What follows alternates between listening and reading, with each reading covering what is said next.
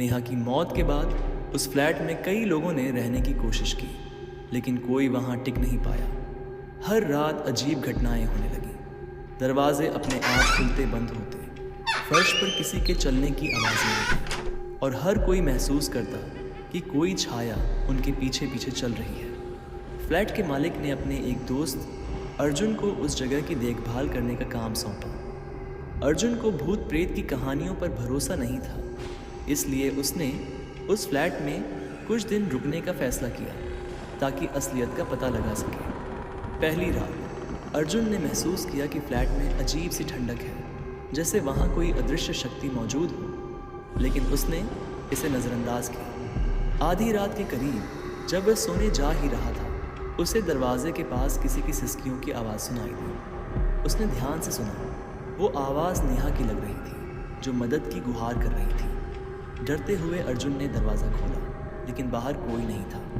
पर उसकी नज़र नीचे फर्श पर पड़ी। वहाँ मिट्टी में लिपटी एक पुरानी डायरी पड़ी थी। अर्जुन ने डायरी उठाई और अंदर जाकर उसे पढ़ना शुरू किया। डायरी में नेहा ने अपने डरावने अनुभव लिखे थे। वह एक अजीब साय से परेशान थी, जो उसकी हर हरकत पर नज़र रखता था। उसने ये भी लिखा था कि हर रात वह साया उसे बुलाता था, जैसे उसे कहीं ले जाना चाहता। अर्जुन ने डायरी के आखिरी पन्ने पर लिखा देखा, वो मेरे पास आता है, मुझे पकड़ लेता है, लेकिन मैं कमज़ोर हूँ, मैं उससे बच नहीं सकता। अगर तुम ये डायरी पढ़ रहे हो तो जान लेना कि ये जगह सुरक्षित नहीं है, मैं यहाँ हूँ।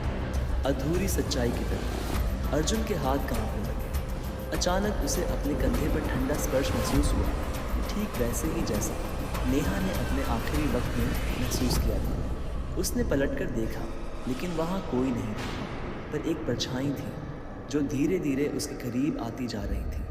अर्जुन की चीख सुनकर अगली सुबह जब पड़ोसी फ्लैट में गए तो उन्होंने अर्जुन को भी उसी हालत में पाया जैसा नेहा का शव मिला था।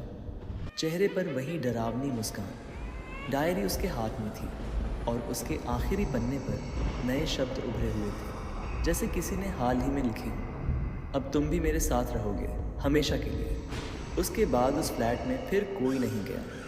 कहा जाता है कि जो भी वहाँ रहने की कोशिश करता, उसे आधी रात को नेहा और अर्जुन की रहस्यमयी आवाज़ें सुनाई देती, जैसे वो दोनों अपनी अधूरी सच्चाई की कहानी सुनाने की कोशिश कर रहे हैं।